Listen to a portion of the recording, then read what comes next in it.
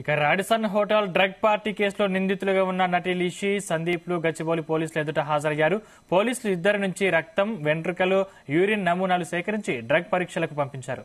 గచ్చిబౌలిలోని Radisson హోటల్లో drug party జరిగిందన్న సమాచారం మేరకు గచ్చిబౌలి పోలీసులు దాడులు చేశారు.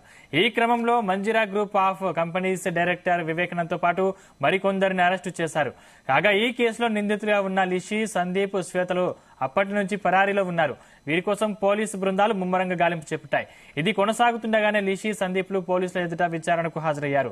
కాగా ఇప్పటి వరకు పరారీలోనే ఉన్న నీల్, కేదార్లకు పోలీసులు మరోసారి నోటీసులు జారీ చేశారు. ఇప్పటికే ఈ కేసులో ప్రముఖ డైరెక్టర్ క్రిష్ పోలీసుల విచారణకు హాజరయ్యారు.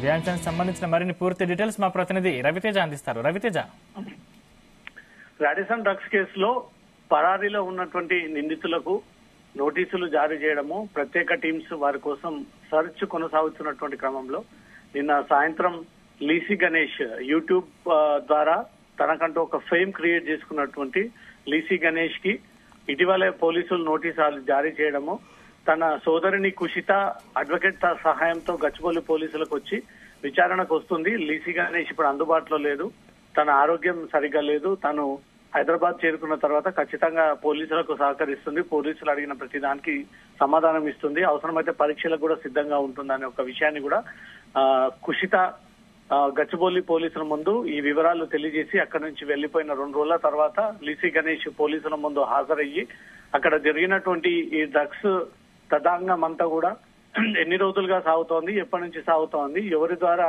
మీరు రాడిసన్ హోటల్ ఆ రూమ్ నెంబర్స్ కి రావాల్సి వచ్చింది, ఎంతమంది కలిసి రెగ్యులర్ గా ఇక్కడికి వస్తా ఉంటారు, డ్రగ్స్ ఎప్పటి నుంచి స్వీకరించేటువంటి అలవాటు మీకుంది, ఆ రోజు డ్రగ్స్ స్వీకరించారా లేదా అనే దానిపై కూడా పోలీసులు తీవ్ర స్థాయిలో క్వశ్చన్స్ అడిగి కూడా లీసీ గణేష్ నుంచి ఆ వివరాలు కూడా రాబట్టినట్టుగా తెలుస్తోంది.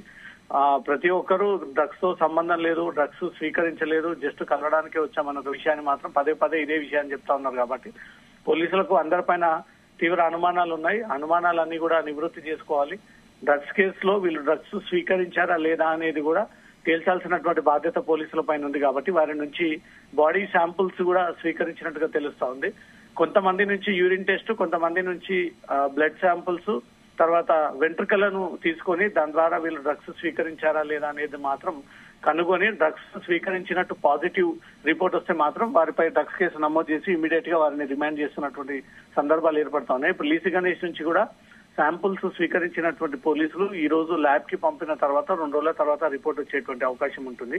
లీసీ గణేష్ తన సోదరిని కుషిత గతంలోనే ఫుడింగ్ మింక్ పబ్ లో పోలీసులు రైడ్ చేసినప్పుడు ఈ డ్రగ్స్ వ్యవహారానికి సంబంధించి సోదాలు చేసినటువంటి క్రమంలో ఇద్దరు అక్క చెల్లెలు కూడా అటు పట్టుబడడం జరిగింది. అదే సోదాల్లో కొనేదల నిహారిక కూడా పట్టుబడము, నిహారికను సైతం పోలీసులు ఎంక్వైరీ చేయడము, నిహారికకు నోటీసులు జారీ చేసి పిలిపించి విచారణ చేపట్టడము.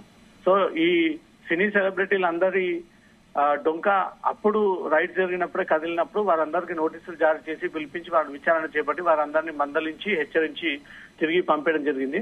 సేమ్ అదే డ్రగ్స్ కేసులో అనుమానితురాలుగా ఉన్నటువంటి వీళ్ళు మళ్ళీ లీసీ గణేష్ రాడిసన్ హోటల్ రూమ్స్ లో దొరకడం మాత్రం పోలీసులకు తీవ్ర కలవరానికి గురి చేసింది.